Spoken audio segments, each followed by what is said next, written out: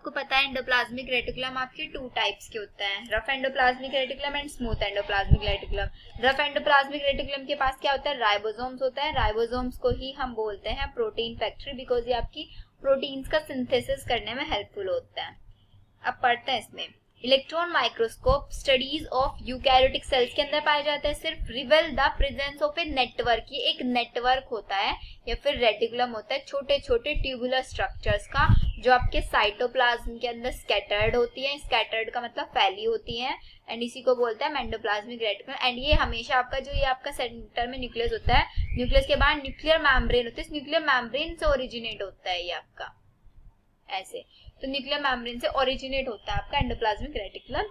Hence ER divides the intracellular space, means जो cell के अंदर वाला जो स्पेस है उसको दो कंपार्टमेंट्स में डिवाइड कर देते हैं। एक तो वो कंपार्टमेंट जो आपके एंडोप्लाज्मिक रेटिकुलम के इनसाइड वाला पार्ट है, एंड एक वो जो आपके एंडोप्लाज्मिक रेटिकुलम के बाहर वाला पार्ट बच जाएगा, उसको बोलेंगे एक्स्ट्रा ल्यूमिनल, एक होगा आपका इंट्रा ल्यूमिनल। फिर इसके बाद ER often shows ribosomes attached to their surface. The endoplasmic reticulum bearing ribosomes, जिस सरफेस के ऊपर राइबोसोम्स होंगे, that is known as rough endoplasmic reticulum. And in the absence of ribosomes, अगर राइबोसोम्स नहीं है तो वो आपका स्मूथ सरफेस बन जाएगा, तो हम उसको बोलेंगे smooth endoplasmic reticulum. Then RER means rough endoplasmic reticulum is frequently observed in the cells. ये आपका सेल्स के अंदर फ्रीक्वेंटली देखा जाता है, एक्टिवली इन्वॉल्व होता है जो कि प्रोटीन सिंथेसिस में और सिक्रीशंस में। They are extensive and continuous होते हैं with the outer membrane of nucleus की जो outer membrane that is nuclear membrane, nuclear membrane से फॉर्म होने वाले कॉन्टिन्यूअस एक्सटेंशंस होते हैं। The smooth endoplasmic reticulum is the major site for synthesis of lipids. RER synthesize करेगा protein का and SER synthesize करेगा आपके लिपिड्स का। In animal cells lipids like steroidal hormones और सिंथेसाइज्ड इन SER, SER के अंदर जो आपके स्टीरॉयडल हार्मोन्स होते हैं वो सब भी SER ही सिंथेसाइज करते हैं। फिर आता है आपका गोल्जी एपरेटस, जिसको हम गोल्जी बॉडीज भी बोलते हैं। कैमिलियो गोल्जी ने इनकी डिस्कवरी की थी 1898 में। First observe densely stained reticular structure है जो न्यूक्लियस के पास में प्रेजेंट होती है। These were later named Golgi bodies after him, इनका नाम बाद में क्या रखा गया था, गोल्जी बॉडीज भी रखा गया था। They consist of many flat disc shape sacs और सिस्टर्नीज ऑफ 0.5 माइक्रोमीटर से 1 माइक्रोमीटर डायमीटर। सिस्टर्नी की शेप साइज याद रखना है आपको, 0.1 माइक्रोमीटर से 1 micrometre in diameter. And cisternae की शेप क्या होती है, ट्यूब्यूल्स होती है, लाइक स्ट्रक्चर्स होती है, फ्लैट डिस्क लाइक, और क्या होते हैं पैरेलली अरेंज्ड होती है, न्यूक्लियस के पास में प्रेजेंट होते हैं। इसके दो फेज होते हैं, एक आपका सिस फेज और एक आपका ट्रांस फेज। सिस फेज हमेशा कहाँ पे साइड होगा, जो आपका न्यूक्लियस की साइड फेज होगा वो सिस होगा, एंड जो आपका बाहर वाली membrane that is plasma membrane, plasma membrane की साइड वाला जो होगा उसको बोलेंगे हम trans face. So these are stocked parallel to one another, एक दूसरे के पैरेलल होते हैं।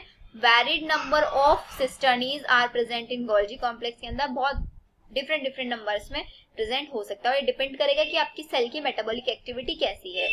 तो Golgi cisternae are concentrically arranged near the nucleus के पास, कंसेंट्रिकली अरेंज होंगी with distinct convex cis part जिसको हम फॉर्मिंग फेज भी बोलते हैं, और आपका कॉनकेव ट्रांस फेज जिसको हम मैच्योरिंग फेज भी बोलते हैं। So cis and trans face of the organelle Golgi apparatus के आपके सिस और ट्रांस फेज दोनों के दोनों डिफरेंट होते हैं, बट एक दूसरे से इंटरकनेक्टेड होते हैं। बिकॉज जो आपका फॉर्मिंग फेज है, फॉर्मिंग फेज के पास आपके वेसाइकल्स आएंगे एंड वो जाके आपके मैच्योरिंग फेज के पास स्टोर्ड हो जाते हैं। Golgi apparatus principally perform the function of packaging material to be delivered either to the intracellular target or secreted outside the cell। जो गोल्जी एपरेटस है वो आपका फंक्शन ऑफ पैकेजिंग करता है मटेरियल्स का।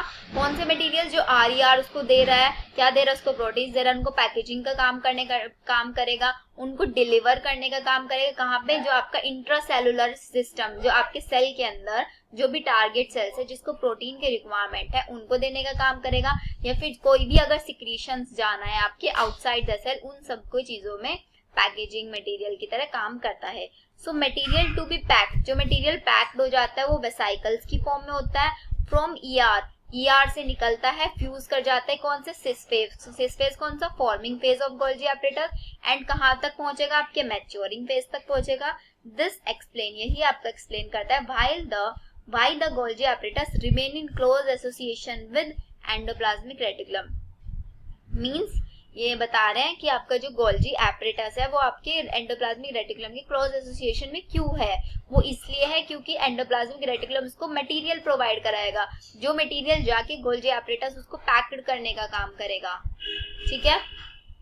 सो a number of protein synthesise by ribosomes के through जो protein synthesis हो रहा है on the endoplasmic reticulum are modified to the cisternae of the Golgi apparatus before they are released from its trans phase.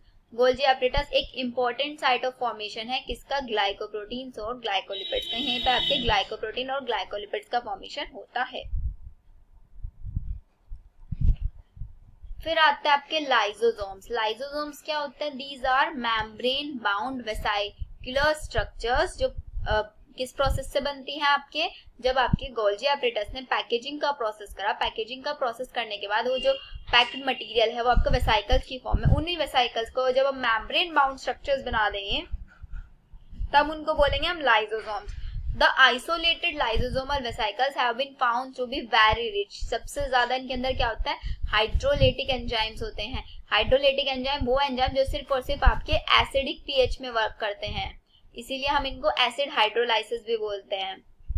जैसे कि lipase, protease, carbohydrase optimally active होते हैं सिर्फ और सिर्फ एसिडिक पीएच पे। And these enzymes are capable of digesting carbohydrate, protein, lipid and nucleic acids. Lysosomes में मैंने आपको बताया था एक आपके प्राइमरी लाइसोसोम, फिर secondary lysosomes, tertiary lysosomes, autolysosomes, ये सब मैंने आपको लिखवाया था। Yes ma'am. फिर इसके बाद आता है आपके वैक्यूल्स।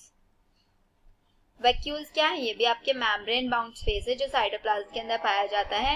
इट कंटेन वाटर, इसके अंदर वाटर भी होगा तो हम इसको क्या बोलेंगे, फूड वैक्यूल था, एक हमारा एयर वैक्यूल था, कॉन्ट्रेक्टाइल वैक्यूल था, हम इसको बोलेंगे। सैप होगा तो हम इसको वेस्कुलर सैप वैक्यूल बोलेंगे। एक्सक्रीटरी प्रोडक्ट और other materials not useful for the cell, इन्हीं के अंदर क्या होता है जो आपका सेल का एक्सक्रीटरी प्रोडक्ट है या फिर वो वाला मटेरियल जो आपका सेल को जरूरत नहीं है उसको आपको एक्सक्रीट आउट करना है, वो वाला मटेरियल इसके अंदर प्रेजेंट होता है। सो द वैक्यूल्स आपके एक सिंगल मेम्ब्रेन स्ट्रक्चर होती है इसके बाहर जिसको हम बोलते हैं टोनोप्लास्ट। प्लांट सेल्स के अंदर जो आपके वैक्यूल्स होते हैं वो 90% ऑफ वॉल्यूम सेल का, हमने देखा ना प्लांट सेल की जब स्ट्रक्चर देखी थी इतने बड़ा सा एक वैक्यूल प्रेजेंट था, ऐसे यहाँ पे छोटा सा न्यूक्लियस प्रेजेंट था ना, तो यही वैक्यूल आपका प्लांट सेल के अंदर 90% स्पेस को कवर करके रखता है।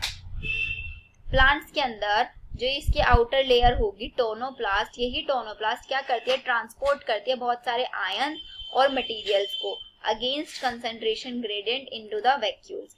Hence their concentration is significantly higher होता है वैक्यूल में than in the cytoplasm. Means इसके बाहर जो प्लांट सेल्स होंगी, प्लांट सेल्स में आपका जो टोनोप्लास्ट लेयर है, यही टोनोप्लास्ट लेयर आपका काम करेगी मटेरियल्स को ट्रांसपोर्ट करने में कंसंट्रेशन ग्रेडियंट के लिए। बिकॉज अगर आपका किसी का कंसंट्रेशन हायर है वैक्यूल्स के अंदर और बाहर क्या है आपका साइटोप्लाज्म में कंसंट्रेशन कम है, तो होना क्या चाहिए, आपका बाहर से अंदर जाना चाहिए। बट ये टोनोप्लास्ट लेयर क्या करेगी, इस कंसंट्रेशन ग्रेडियंट के अगेंस्ट वर्क करेगी। जो मटेरियल्स है आपको वो इनसाइड जाएंगे आपके फूड वैक्यूल्स के। ठीक है, तो हमेशा कंसंट्रेशन ग्रेडियंट के अगेंस्ट, कंसंट्रेशन ग्रेडियंट के अकॉर्डिंग हमें क्या पता है कि हमेशा हायर कंसंट्रेशन है कहीं पे तो हायर से लोअर की साइड जाना है। बट अगर हमें लोअर से हायर जाना है तो वहां पे आपका वर्क करेगी टोनोप्लास्ट लेयर। फिर अमीबा, अमीबा के अंदर क्या प्रेजेंट होता है, कॉन्ट्रेक्टाइल वैक्यूल जो आपका ऑस्मोरेगुलेशन और एक्सक्रीशन कराने में हेल्प करता है। In many cells as in protist food vacuoles are form by engulfing the food particle.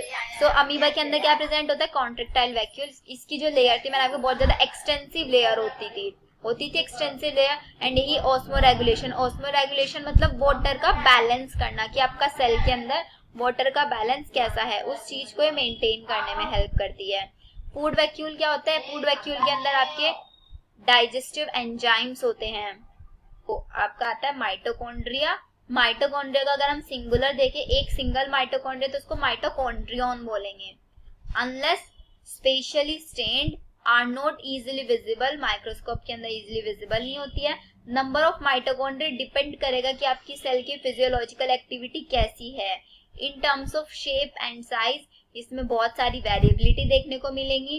Typically it is sausage shape, cylindrical, और इसका डायमीटर होता है 0.2 से 1 माइक्रोमीटर, एवरेज लगा सकता है 0.5 तक, और इसकी लेंथ होती है 1 से 4.1 micrometre. Each mitochondrion is a double layer structure, double membrane bound structure होती है। देखो स्ट्रक्चर में आपको डबल लेयर मेम्ब्रेन, एक होती है आपकी इनर मेम्ब्रेन और एक हो गई आपकी आउटर मेम्ब्रेन। इनर और आउटर के बीच का स्पेस इंटर मेम्ब्रेनस स्पेस, जो सारा बीच में फ्लूइड भरा रहता है उसको बोलता है मैट्रिक्स, और ये इनर वाली मेम्ब्रेन में ही आपके एक्सटेंशंस बन जाते हैं जिनको हम क्रिस्टा बोलते हैं। Membrane bound with the outer membrane and inner membrane, जो डिवाइड कर रही है ल्यूमन को दो एक्वस कंपार्टमेंट्स में, outer compartment and inner compartment. जो आउटर वाला कंपार्टमेंट है आपका, उसके पास एक होमोजीनियस सब्सटेंस बिल्डअप है उसके अंदर, जिसको बोलते हैं matrix. And outer membrane form the continuous limiting boundary, organelle के कॉन्टिन्यूअस लेयर, ऐसे कॉन्टिन्यूअस मेम्ब्रेन बना रही है। बट जो आपकी इनर वाली है उसके अंदर इनफोल्डिंग्स आ गई हैं, जिनको हम क्रिस्टा बोलते हैं।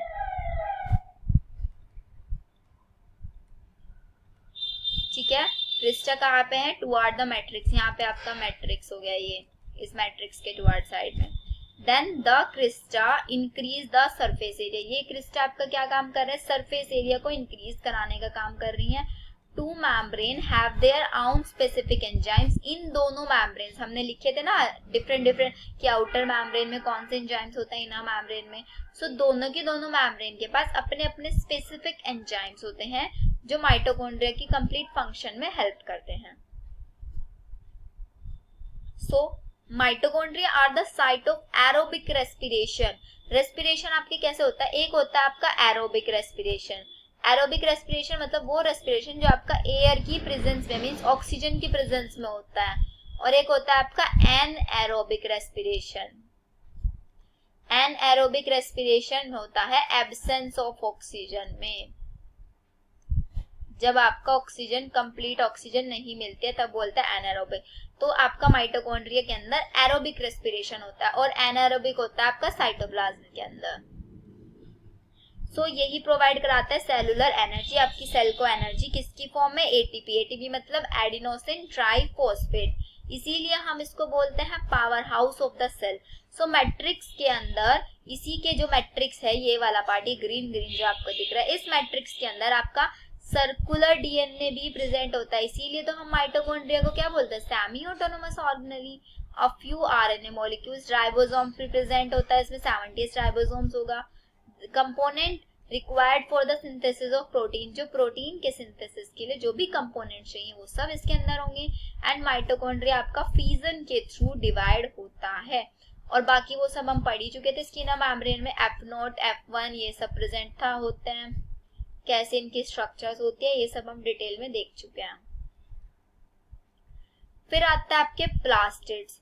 प्लास्टिड्स और प्लाज्मिड, इन दोनों में कंफ्यूज नहीं होना है आपको। प्लाज्मिड कहाँ पे देखे थे हम? बैक्टीरियल सेल के अंदर देखे थे।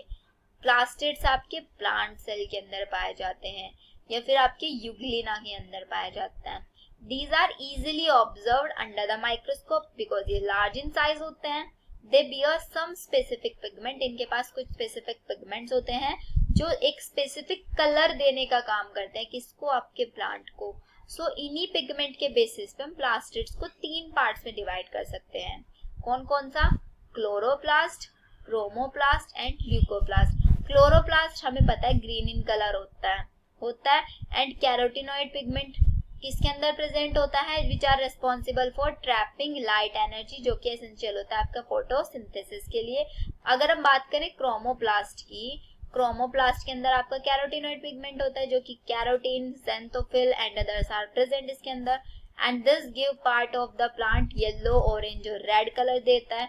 फिर ल्यूकोप्लास्ट देखिए, ल्यूकोप्लास्ट आपके कलरलेस प्लास्टिड्स होते हैं और ल्यूकोप्लास्ट आपके 3 टाइप्स के होते हैं। अमाइलोप्लास्ट जो आपके स्टार्च को स्टोर करके रखते हैं जैसे कि पोटैटो के अंदर, एल्यूप्लास्ट जो आपके फैट और ऑयल्स को स्टोर करके रखते हैं, और एल्यूरोप्लास्ट जो आपके प्रोटीन को स्टोर करके रखते हैं। यहाँ पे आप स्ट्रक्चर देखा, आउटर मेम्ब्रेन, इनर मेम्ब्रेन, जो बीच में पूरा का पूरा स्पेस है वो स्ट्रोमा, और ये आपके जो ऐसे स्टॉक लाइक स्ट्रक्चर्स, ये पूरा एक स्टॉक बन रहा है, इसको बोलता है ग्रेना। ग्रेना के अंदर होती है लाइट रिएक्शन, स्ट्रोमा के अंदर होती है डार्क रिएक्शन। इस एक कॉइन लाइक स्ट्रक्चर को हम बोलते हैं थाइलाकॉइड। इन्हीं थाइलाकॉइड के अंदर क्लोरोफिल प्रेजेंट होता है। देन आता है मेजोरिटी ऑफ द क्लोरोप्लास्ट। जो क्लोरोप्लास्ट की जो मेजोरिटी है वो आपकी किसके अंदर पाई जाएगी, जो लीफ की मेसोफिल सेल्स है उन सेल्स के अंदर पाई जाती है। मेसोफिल सेल्स ऑफ लीफ, जब हमने लीव्स की एनाटॉमी पढ़ी थी तब पढ़ा था हमने ये mesophyll sales.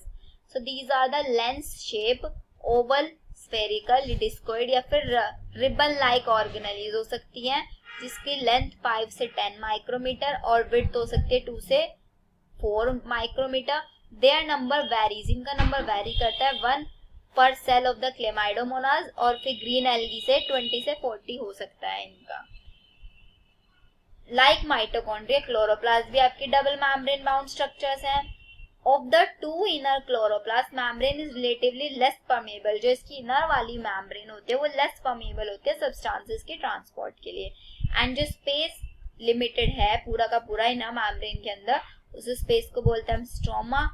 A number of organised flattened membranous sacs, जिसको हम बोलते हैं थाइलाकॉइड्स, प्रेजेंट होते हैं आपके स्ट्रोमा के अंदर, जो एक इंटर ग्रेनल थाइलाकॉइड मिलके एक ग्रेना स्ट्रक्चर बनाती हैं।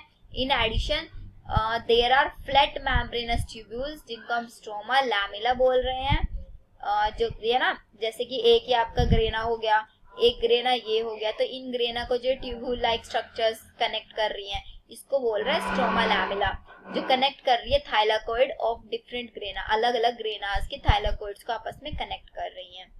The membrane of the thylakoid, जो आपकी थाइलाकॉइड के मेम्ब्रेन है उसके अंदर एक स्पेस प्रेजेंट होगा जिसको हम बोलेंगे lumen. Then the stroma of the chloroplast, जो क्लोरोप्लास्ट के पूरा का पूरा स्ट्रोमा है, इसके अंदर एंजाइम्स होते हैं जो आपकी हेल्पफुल होता है कार्बोहाइड्रेट और प्रोटीन्स की सिंथेसिस के लिए। इसके अंदर आपका small double stranded circular DNA, double stranded circular DNA molecule होता है, राइबोसोम भी होते हैं प्रोटीन सिंथेसिस के लिए, एंड क्लोरोफिल पिगमेंट आपका थाइलाकॉइड के अंदर ही प्रेजेंट होता है। अब राइबोसोम्स कितने होंगे, इसके 70 राइबोसोम्स होंगे। देन द साइटोप्लाज्मिक राइबोसोम, जो कि साइटोप्लाज्म के अंदर होते हैं 80s, बट आपका जो क्लोरोप्लास्ट के अंदर राइबोसोम्स होंगे 70s होंगे। माइटोकॉन्ड्रिया के अंदर भी 70s होता है। याद रखना, जितनी भी ऑटोसोमनस ऑर्गेनेलीज होती है ना, उनके अंदर उनका खुद का डीएनए विद 70s राइबोसोम्स, ये चीजें जरूर पाई जाएंगी। Yes ma'am. अब आता है आपका राइबोसोम्स, मतलब आपकी प्रोटीन फैक्ट्रीज। राइबोसोम्स क्या, आपकी ग्रैनुलर स्ट्रक्चर जो सबसे पहले ऑब्जर्व की गई है इलेक्ट्रॉन माइक्रोस्कोप के अंदर, जॉर्ज पैलेडे साइंटिस्ट ने किया था 1953 के अंदर। These are composed of RNA and protein के बनी होती हैं। Are not surrounded by any membrane, इनके बाहर कोई भी मेम्ब्रेन प्रेजेंट नहीं होती। राइबोसोम्स आपके 2 तरीके से पाए जा सकते हैं, एक आपके फ्री राइबोसोम, एक आपके फिक्स्ड राइबोसोम। फिक्स्ड वाले किसी स्ट्रक्चर से फिक्स्ड होंगे, या तो प्लाज्मा मेम्ब्रेन से, एंडोप्लाज्मिक रेटिकुलम। फ्री वाले ऐसे ही डिस्ट्रीब्यूटेड होंगे आपके साइटोप्लाज्म के अंदर। अगर आपका यूकैरियोट है उनके अंदर 80s होंगे, प्रोकैरियोट में 70s होंगे। ईच राइबोसोम्स के पास 2 यूनिट होती है, लार्ज यूनिट और एक स्मॉल यूनिट। लार्ज यूनिट और स्मॉल यूनिट आपस में अटैच्ड हो जाती है मैग्नीशियम आयन के थ्रू। द 2 सब यूनिट्स 80s किससे मिलके बना, 60 and 40, 70 मिलके बना 50 और 30 से। और ऐसे यहाँ पे स्वेटबर्ग यूनिट है जो आपका क्या बताता है, सेडिमेंटेशन कोएफिशिएंट।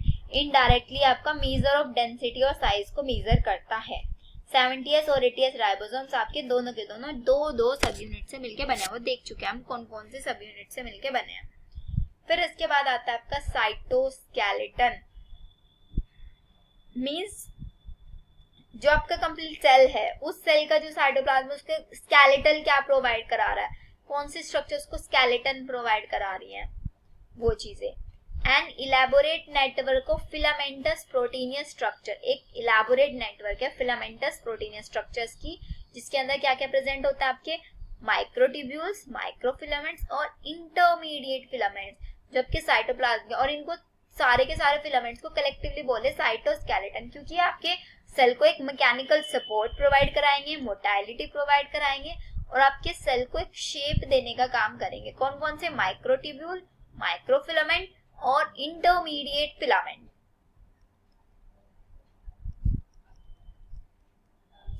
अब ये स्ट्रक्चर देखो, ये स्ट्रक्चर आपकी किसकी दी हुई है?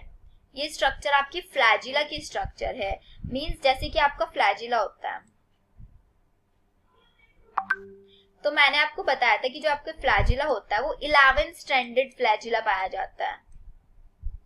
11 स्ट्रैंडेड का मतलब कि आपका 9+2 अरेंजमेंट पाया जाएगा। 9+2 अरेंजमेंट देखो कैसे, ये आपकी फ्लैजिला की एक ऐसी स्ट्रक्चर है, जब हम माइक्रोस्कोप में फ्लैजिला की स्टडी करेंगे तब आपको दिखेगी। देखो 1 2 3 4 5 6 7 8 9 तो आपकी पेरीफेरी पे प्रेजेंट होता है और बाकी 2 शीट आपके सेंटर में प्रेजेंट होता है, इसलिए हम इसको बोलते हैं 9+2 अरेंजमेंट। क्या बोलेंगे? 9+2। इस स्ट्रक्चर को ध्यान से देखो, आपकी लेबलिंग आ सकती है इस स्ट्रक्चर से। इस स्ट्रक्चर में देखो, मैं एक बार इसको रफ कर देती हूँ पहले, फिर आपको क्लियर हो।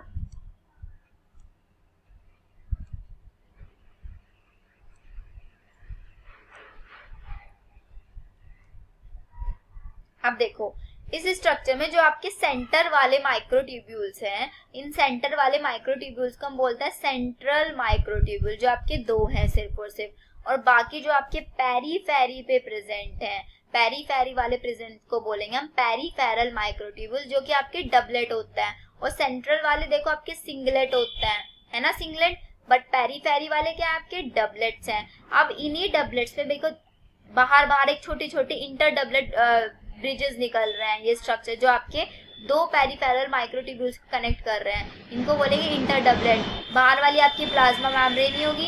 अब प्लाज्मा मेम्ब्रेन में जिस स्ट्रक्चर से आपके ये माइक्रोट्यूब्यूल्स अटैच्ड होता है उसको बोलेंगे सेंट्रल शीथ। क्या बोलेंगे? Central sheath. और सेंट्रल शीथ और आपके पेरीफेरल माइक्रोट्यूब्यूल को जो स्ट्रक्चर कनेक्ट कर रही है उसको बोलेंगे रेडियल स्पोक। ये देखो, ये रही आपकी रेडियल स्पोक। तो सबसे पहले प्लाज्मा मेम्ब्रेन, फिर आपके कितने 9 पेरीफेरल माइक्रोट्यूब्यूल, वो पेरीफेरल माइक्रोट्यूब सारे के सारे आपस में कनेक्ट हो गए इंटर डबलेट ब्रिज के थ्रू, इंटर डबलेट ब्रिज के थ्रू। फिर इसके बाद ये सारी स्ट्रक्चर आपकी चिपकी हुई होंगी, किससे? सेंट्रल शीथ से। और आपकी पेरीफेरल माइक्रोट्यूब्यूल जो आपस में जिस चीज को इनका स्टिक बना रही है उसको बोलेंगे रेडियल स्पोक, एंड बीच वाली आपकी सेंट्रल माइक्रोट्यूब्यूल। ठीक है? Yes, ma'am. Okay. Cilia and flagella. Cilia singular बोलेंगे सीलियम, फ्लैजिला होगा तो उसको बोलेंगे फ्लैजिलम। ये हेयर लाइक आउटग्रोथ होती है आपकी सेल मेम्ब्रेन की। सीलिया स्मॉल स्ट्रक्चर्स है विच वर्क लाइक, और जो कॉज करती है क्या? मूवमेंट ऑफ आइदर या तो पूरे सेल का या फिर आपके सराउंडिंग फ्लूइड जो प्रेजेंट है उसके मूवमेंट में हेल्प करती हैं। फ्लैजिला आपकी कंपैरेटिवली लॉन्गर होती है और सेल मूवमेंट के लिए रिस्पॉन्सिबल होंगी। प्रोकैरियोटिक बैक्टीरिया के अंदर फ्लैजिला ही पाए जाएंगी, but these are structurally different होंगी आपके यूकैरियोटिक फ्लैजिला से। मींस प्रोकैरियोटिक फ्लैजिला और यूकैरियोटिक फ्लैजिला दोनों में स्ट्रक्चरल डिफरेंस होगा, फंक्शनिंग सेम होगी, क्योंकि दोनों में काम मूवमेंट प्रोवाइड कराने का, मोटाइल बनाने का ही होगा। The electron microscope study of a cilium और फ्लैजिलम की जब एक इलेक्ट्रॉन माइक्रोस्कोप स्टडी की गई तो ये पता लगा कि आपके जो ये बताते हैं ये एक कवर्ड होते हैं किससे? प्लाज्मा मेम्ब्रेन के थ्रू, और उस प्लाज्मा मेम्ब्रेन के अंदर का जितना भी स्पेस होता है उसको हम बोलेंगे एक्सोनीम। जिस एक्सोनीम के अंदर बहुत सारे माइक्रोट्यूब्यूल्स होंगे जो पैरेलली एक एक्सिस में प्रेजेंट होंगे। एक्सोनीम के अंदर 9 तो डबलेट्स होंगे, रेडियली अरेंज होंगे पेरीफेरल पर, और फिर उसमें एक pair of centrally located microtubules होंगे, 2 सेंटर में प्रेजेंट होंगे एंड 9 आपके ऐसे प्रेजेंट होंगे बाहर की साइड। सच एन अरेंजमेंट, इसी अरेंजमेंट को हम बोलते हैं 9+2 एरे, 9+2 अरेंजमेंट। सो सेंट्रल ट्यूब्यूल्स आपके ब्रिज के थ्रू कनेक्ट हो रहे हैं और एनक्लोज्ड हो रहे हैं किसके अंदर, एक सेंट्रल शीट जो अभी हमने स्ट्रक्चर में देखा, which is surrounded to one of the tubules of each peripheral doublet, जिस रेडियल स्पॉक के थ्रू। यहाँ पे 9 रेडियल स्पॉक्स है, पेरिफेरल डेवलप कनेक्टेड है by linkers, both cilium and flagellum emerge हो रहे हैं फ्रॉम सेंट्रियोल लाइक स्ट्रक्चर जिसको हम बोलते हैं बेसल बॉडीज। ये पूरा का पूरा स्ट्रक्चर में जो मैंने आपको दिखाई उसी का एक्सप्लेनेशन लिखा हुआ है। फिर आपका आता है सेंट्रोसोम और सेंट्रियोल्स। ये सेंट्रियोल्स आपकी किस में जनरली हेल्प करता है, आपके सेल डिवीजन में हेल्प करते हैं। सेंट्रोसोम क्या होता है, सेंट्रोसोम एक ऐसी ऑर्गेनेली होती है जिसमें 2 सिलिंड्रिकल स्ट्रक्चर्स प्रेजेंट होती है, उसको बोलते हैं सेंट्रियोल। 2 सिलिंड्रिकल स्ट्रक्चर्स होंगी, ये सराउंडेड होंगे एक पेरीसेंट्रियोलर मटेरियल के थ्रू। दोनों के दोनों सेंट्रियोल्स एक सेंट्रोसोम मींस एक दूसरे के परपेंडिकुलर प्रेजेंट होंगे, जैसे कि कार्ड व्हील के अंदर होता है। They are made up of 9 evenly spaced peripheral fibrils of tubulin protein में, मींस 9, मैं इनकी आपको स्ट्रक्चर दिखाऊंगी सेंट्रियोल्स की, तब आपको क्लियर हो जाएगा कैसे इनके 9 पेरिफेरल फाइब्रिल्स प्रेजेंट होता है। Each of the peripheral fibril एक ट्रिपलेट स्ट्रक्चर्स होंगी, एडजेसेंट ट्रिपलेट्स भी आपस में लिंक्ड होंगी। Central part of the proximal region हम एक काम करते हैं, पहले इसके देखा इसने each of the peripheral fibril एक ट्रिपलेट स्ट्रक्चर है, वो देखो यहाँ पे ट्रिपलेट 1 2 3 3 स्ट्रक्चर्स आपको दिख रही है यहाँ पे। The adjacent triplets are also linked, देखो एडजेसेंट ट्रिपलेट्स आपकी कैसे लिंक्ड है, ये एक ट्रिपलेट और इनके जो एडजेसेंट मतलब इनका जो कॉर्नर वाली वो आपस में लिंक्ड है, जो नेक्स्ट वाला आपका ट्रिपलेट है उससे देखो लिंक्ड है, और ये यहाँ पे साइड वाली भी लिंक्ड है ना आपस में। The central of the proximal region of centriole is also proteinous, जिसको हम बोलेंगे हब, जो इनका जो सेंटर वाली स्ट्रक्चर होगी ये बीच वाली, इसको बोलेंगे हब, जो किसी से लिंक्ड नहीं है आपकी, which is connected with the tubules of the peripheral triplet by radial spokes made of protein। अब ये वाली जैसे कि आपकी 3 स्ट्रक्चर्स हो गई, ये वाली आपकी रेडियल स्पॉक्स से अरेंज होगी, किससे, ऐसे, ये इसको भी ना यहीं पे बनाना है ऐसे, तो ये इससे चिपक जाएगी, ये इससे ऐसे होगा इसमें। फिर देखो the centrioles from the basal body of cilia and ट्रेजनस spindle fibre that give rise to spindle apparatus during cell division animals. ये हमने सेल डिवीजन के टाइम में पढ़ा था कि जब आपके ऊपर सेंट्रियोल्स प्रेजेंट होते हैं इससे आपके स्पाइंडल फाइबर्स निकलते हैं, यही आपके किससे, सेंट्रियोल से ऐसे अटैच्ड हो जाते थे, ऐसे हो जाते थे, वही सब आपका यहाँ पे लिखा हुआ है। फिर आता है nucleus. Nucleus as a cell organelle जो कि रॉबर्ट ब्राउन के थ्रू डिस्कवर की गई थी 1831। फिर इसके बाद इसके अंदर डिस्कवर किया गया था क्या, आपका क्रोमेटिन डिस्कवर किया गया था जो कि फ्लेमिंग ने डिस्कवर किया था। So interphase nucleus, interphase nucleus means ऐसा न्यूक्लियस जो कि डिवाइड नहीं हुआ है अब तक, highly extended and elaborate nuclear protein उसके अंदर पाया जाता है, जो कि हमने देखा था इंटरफेज से, ये हमारे इंटरफेज है। इसके न्यूक्लियस के अंदर ऐसे ऐसे हमने डीएनए बनाया था इसका, तो इसको हमने बोला क्रोमेटिन। जब आपका जेनेटिक मटेरियल कंडेंस्ड फॉर्म में होता है उसको हम बोलते हैं क्रोमेटिन। तो न्यूक्लियर मैट्रिक्स एंड वन और मोर स्फेरिकल बॉडी जिसको हम बोलेंगे न्यूक्लियाई, जो आपके न्यूक्लियस के अंदर ही प्रेजेंट होती है। Electron microscopy has revealed that nuclear envelope, आपकी बाहर एक न्यूक्लियर एनवेलप प्रेजेंट होगी, जो 2 मेम्ब्रेन्स होंगी, उनके बीच में पेरी न्यूक्लियर स्पेस होगा, form a barrier between the material, means आपका न्यूक्लियस के अंदर जो मटेरियल है उसको एक तरीके से प्रोटेक्शन प्रोवाइड, बाहर के एनवायरनमेंट से प्रोटेक्शन प्रोवाइड करा, एक बैरियर बना दे ताकि बाहर का मटेरियल न्यूक्लियस के अंदर ना जा पाए। सो जो आउटर मेम्ब्रेन होती है वो आपके एंडोप्लाज्मिक रेटिकुलम से कनेक्ट होती है और उसी के ऊपर राइबोसोम्स भी प्रेजेंट होते हैं। And as a number of places nuclear envelope आपकी इंटरप्ट होते हैं, उसके अंदर न्यूक्लियर पोर्स प्रेजेंट होते हैं, छोटे छोटे पोर्स प्रेजेंट होते हैं जो आपके बनते हैं 2 मेम्ब्रेन्स की फ्यूजन से।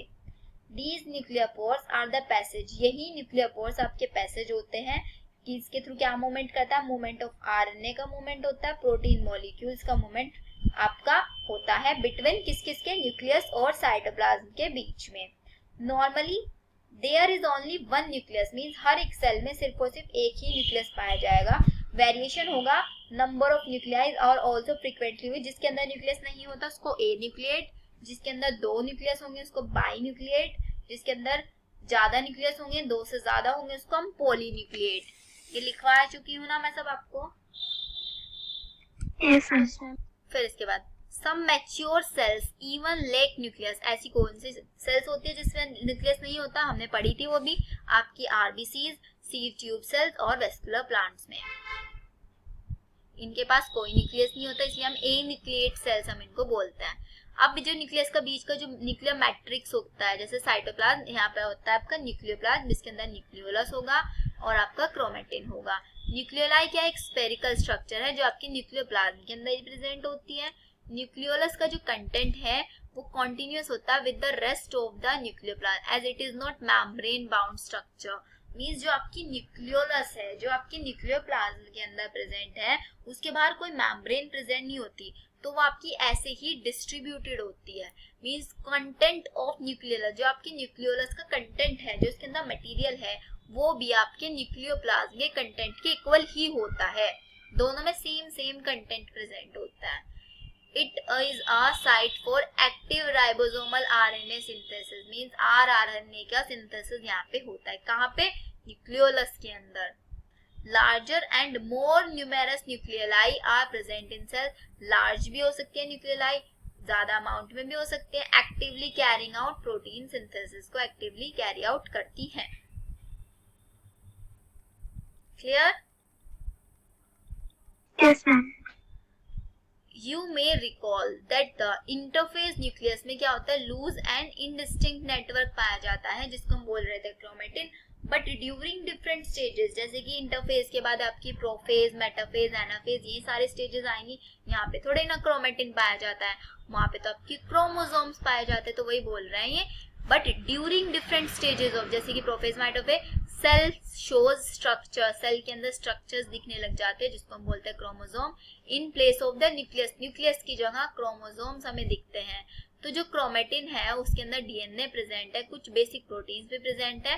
कौन से प्रोटीन्स? हिस्टोन प्रोटीन एंड कुछ नॉन हिस्टोन प्रोटीन्स भी हो सकता है और आरएनए भी हो सकता है। किस किस के अंदर? क्रोमेटिन के अंदर DNA, histone proteins, non histone proteins और आरएनए।